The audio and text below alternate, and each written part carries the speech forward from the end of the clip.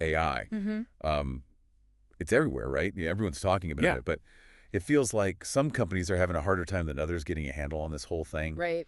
And Google is one that comes to mind. Yeah, definitely. They've always been like the algorithm company. Mm-hmm. So you'd think they'd be dominating the AI game, right? Mm-hmm. But they kind of seem to be like tripping up a little bit. Yeah, it's true. So today we're going to do a deep dive into why Google's having such a tough time in the AI landscape and what that means for all of us. Absolutely. And to help us unpack all of this, we're turning to Alessandro's newsletter, Synthetic Work. Great source. He's got this really interesting perspective because he's a former Google employee. Oh, wow. So he's seen the inner workings of their culture firsthand. Having that insider perspective can be so valuable. You can't really get that from the outside. Exactly. And Alessandro, he doesn't hold back. Uh-oh. He's got some pretty pointed criticism about Google's recent AI endeavors like Bard, for example. Right. I mean, so much hype when that launched. I know. Everyone was like, oh, this is going to change how we search online. But it kind of just fizzled. It did. And Alessandro says this isn't just a one-off thing. It's a pattern with Google. And he thinks it points to a bigger issue. And this isn't just about, Google saving face or anything. This is something that we all need to be paying attention to, like who the major players in this AI revolution are going to be. Right. Because if you're hitching your wagon to the wrong horse, so to speak, it can have huge implications. For sure. I mean, it could affect everything from like the tools we use every day to our careers. Absolutely. So yeah, the stakes are high. But why does Alessandro think Google might be the wrong horse? Right. Well, he points to their obsession with advertising revenue. He says that could be what's holding back real AI innovation. I see. It makes sense, though, right? It's like short-term gains potentially stifling long-term success. Exactly. And as an example, he brings up that Google Duplex demo. Remember that? From like 2018? Oh, yeah. It was mind-blowing. And AI making restaurant reservations over the phone. It sounded so real. I know, it was like the future is here. Totally. But guess what? 6 years later, we're still waiting. Still waiting.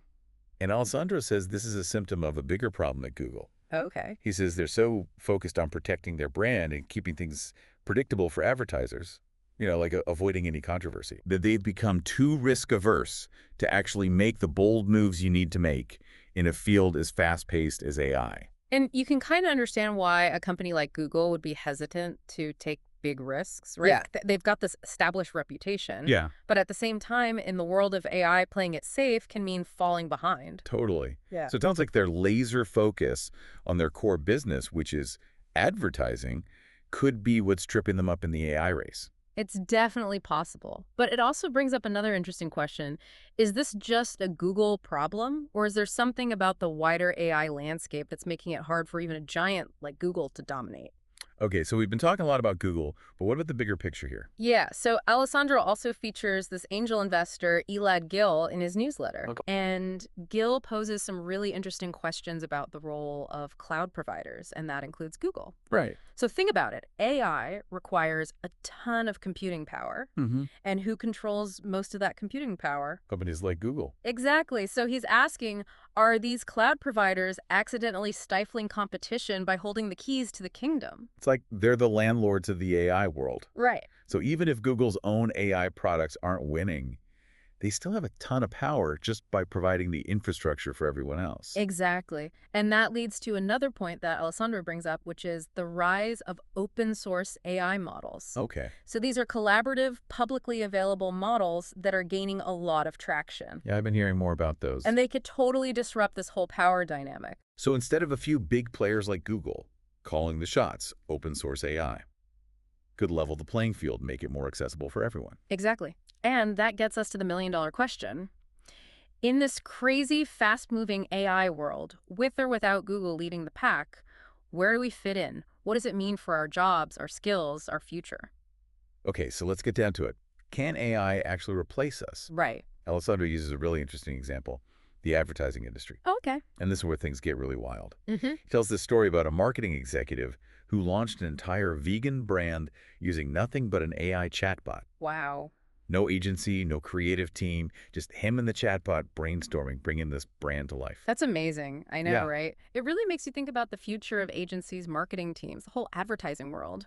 Yeah, like if one person in a chatbot can launch a brand, what does that even mean for all those traditional jobs? It's a huge question, and Alessandro doesn't shy away from it. He actually says what's happening in advertising might be a preview of what's coming for a lot of industries. So should we all be updating our resumes right now? Mm-hmm. Learning to code, launching vegan brands with chatbots? Hold on, hold on. It's not about panicking or making these crazy career changes overnight. It's more about understanding what's happening and then figuring out how to adapt our skills and our mindsets. Okay, so how do we do that? What does Alessandro suggest? He's big on staying informed and being adaptable, like being open to learning new skills, experimenting with new tools, and maybe even challenging some of our assumptions about how work gets done. So we don't all need to become like coding wizards or AI experts overnight. No, no, not at all. It's more about having a basic understanding of how this stuff works, what it can do, and how it can be used in different situations. And then there are those human skills that are always going to be important, like being creative thinking, critically connecting with other people on an emotional level. It's not man versus machine. It's more like man with machine. Exactly. Finding that sweet spot where human ingenuity and AI capabilities work together. I like it. So going back to Google for a sec, we talk about how their focus on advertising and brand safety might be holding them back. Hmm. But Alessandro also mentioned something he calls Google-style bureaucracy. So it's not just about their priorities, but also about their whole culture. Right. It's like this culture that values stability, predictability, and avoiding any kind of controversy might actually be stifling the creativity and risk-taking that you need for real AI innovation. So it's like a double-edged sword. They have all these resources and talented people, but their size and structure could be slowing them down. Yeah, like trying to win a go-kart race in a luxury sedan. You might have a powerful engine, but you're not exactly built for agility. Makes sense. Yeah. Alessandro even says you can see this culture in how Google employees act on LinkedIn. Oh, really? Yeah, like the way people present themselves online, what they choose to talk about, the language they use, it can tell you a lot about a company's values. That's so true. And it sounds like this culture of caution, this focus on short-term wins and keeping a perfect image, might be hurting their ability to really compete in AI.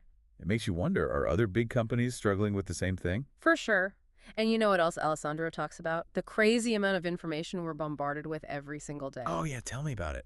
Like, he quotes this marketing executive who said they get 40,000 pieces of content every day.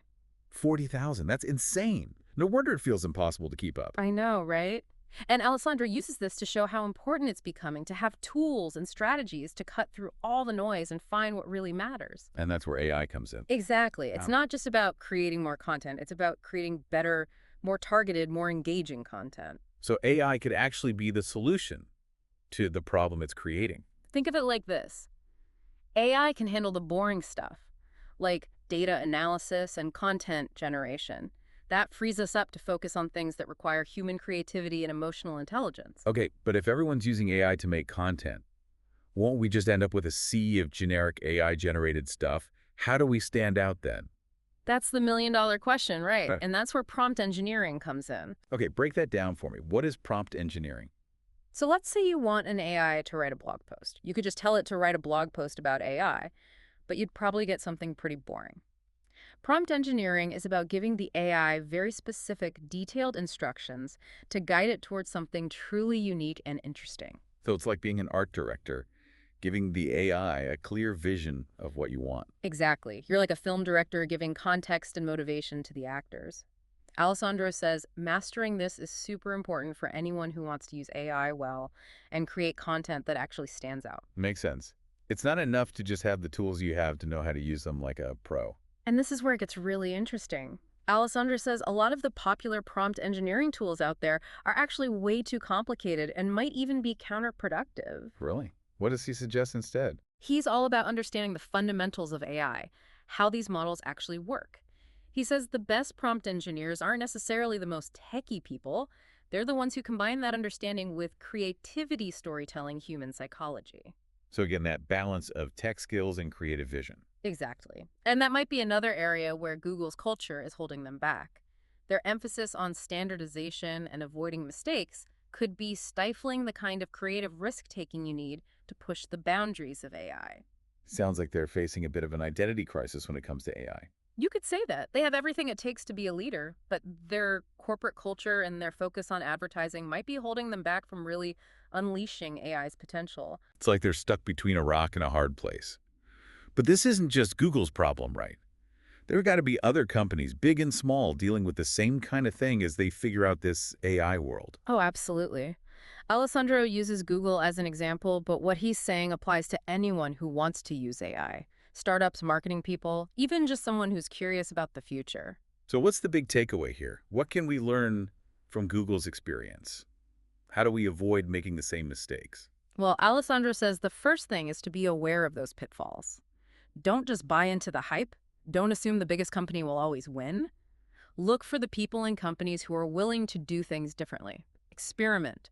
Put long-term innovation ahead of quick wins. Don't just follow the crowd. Look for the people who are pushing the boundaries, shaking things up. Exactly. And don't be afraid to experiment yourself. We're all still figuring this AI thing out. The more you try new things, the more adaptable you'll be as things change. And Alessandro seems to think a big part of that is mastering prompt engineering. He even says the future belongs to those who can do it well. And remember, he's not just talking about complicated tools or algorithms. It's about really getting AI, understanding how it works, and learning how to communicate your vision in a way that gets you the results you want. Almost like becoming an AI whisperer. Exactly. It's all about combining human creativity with AI capabilities. Alessandro ends his newsletter with this really interesting question. Hmm. He asks, why aren't more people building innovative consumer AI products? What do you think he's getting at there? It's a great question. I think it goes back to everything we talked about today. Is it fear? Is it not having access? Or something else? Maybe we just haven't wrapped our heads around what AI can really do. It's kind of a call to action, don't you think? Like, what's stopping you from creating the next big thing in AI? Absolutely. And that's a perfect note to end on. Like, we've seen the world of AI is full of potential. It's challenging, maybe a little unpredictable, but it's a journey worth taking. For sure. And whether you're a tech expert or just starting to learn about AI, remember to stay curious, stay informed, and most importantly, stay engaged. Because the future of AI isn't something that just happens to us. It's something we're all building together.